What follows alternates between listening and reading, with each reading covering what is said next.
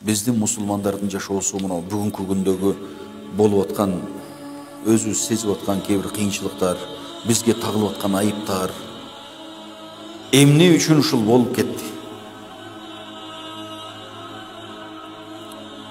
Биз биринчиден өзүбүз мусулмандар жанагы ибадаттарыбыздын бардыгын шарият талап кылгандай кылбайбыз.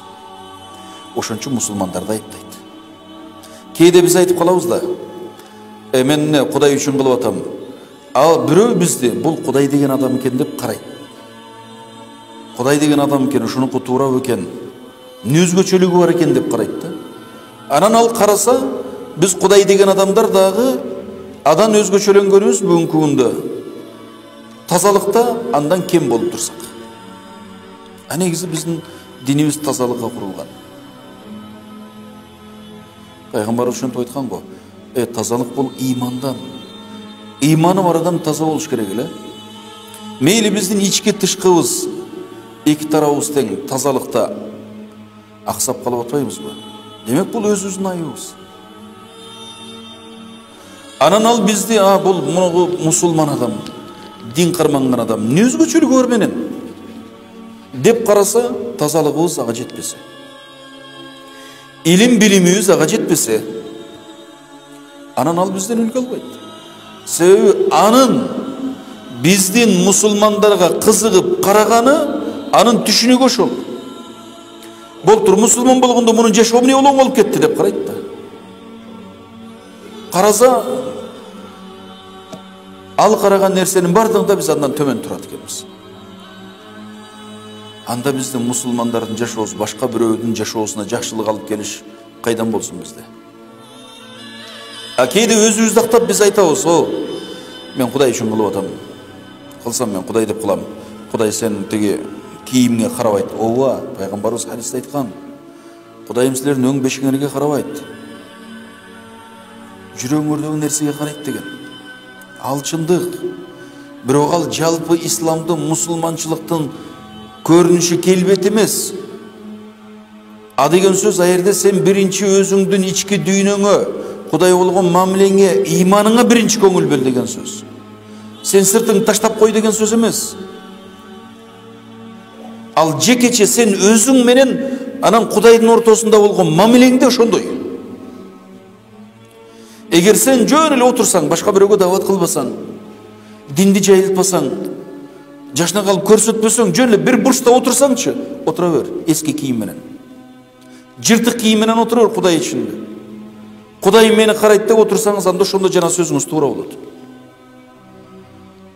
Кудайым сиздин эски кийимиңизге карабайт. Кудайым сиздин ушу бир жери жыртылып калса, кийимиңиздин жыртыгына карабайт. Кудайым сизди ошондо жүрөгүңүзгө карайт. Бирок биз бирибизге мамиле кылгандачы,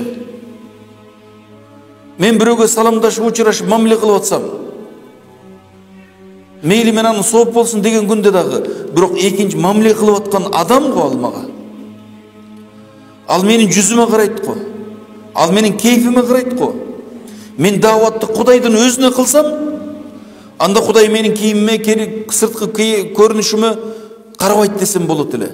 Мен адамды дават кылам да, Кудайды эмес.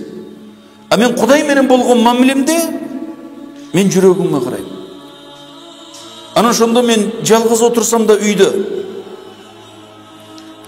чаң кийимимде, кир кийимим болсо деле мен отуруп алып, Кудайга жалына беришим мүмкүн. Анда Кудай менин ошол жанагы үйдөгү эски, жупуну, чаң басып калган кийимиме карабайт. Себеби мен Кудай үчүн деп мамиле кылат. Өзүнө. Бирок мен дават кылгандачы, ал Кудайдын чакырыгын бирөөгө жеткирип атам да. Мен анда мамилени адам менен кылып атпаймынбы? Анан ал мен сыртқы кейпиме карайт да. Мен Кудайды дават кылсам, анда эчтекеме карабай койсом мүмкүн эле. Бирок мен адамга дават кылып атам. Ал менин кийимиме карайт да. Биз мусулмандар тегерек чөйрөдөгү жашоодо кылып атканда, тегерегибиздеги адамдарга карап мамиле кылабыз да. Жанагы сен жалгыз Кудай менен өзүңчө калган мамилеңди, анан мен жүрөгүмдөгүнү болсо болду, жүрөгүмдөгүнү Кудай билсе болду, тазалыгым жүрөгүмдө болсо болду деген шылтоо менен өзүбүздү актап, тегерегибизге карабай, Başka musulmanбы, başka musulman emesпи, адам затына, hayvanatқа, жаратылышқа biz жақшылық алып келе албай қалып отпаймыз. Musulmançılıktın негізгі bu дүние жашоодогу мақсатының ең чоңу дагы қалып кетип отпайбы. Шариятыбызда ибадат бұл Құдай менен сенің ортоңдагы болгон нерсе катары эсептелет. Мамиле бар шариятта. Мамиле бар. Сауда сатык бұл мамилеге кирет. Бирибиздин ортобузда. Ушундай сауда сатыкта айып кемчилик болбош үчүн, ортодо бир билинбей калган талаш тартыш болбош үчүн, бирөө менен кылып аткан соодаңда талаш тартыш боло турган иш болсо шарият тыят. Бул болбойт. Бирөөдүн акысын жей турган жер болсо болбойт дейт да. Бул жөн эле дүнүйөдө сауда сатыкта. А сиз Алла Таалага адамдарды чакырып даават кылып аткан кезде элестетсеңиз, бирөөдүн акысына тие турган сөздөрдү айтсаңыз, ортодо талаш тартыш жарата турган бир иштерди кылсаңыз, Кудайга чакырып атып, анда бул жагабы. Биз мусулмандар өзүбүздүн чыныгы ким экенибизди, мусулманчылыкты, биздин кылып аткан ибадаттарыбыз, аткарып аткан иштерибиз, сүйлөгөн сөзүбүз, кылган мамилебиз ким экендигин көрсөтө турган учур.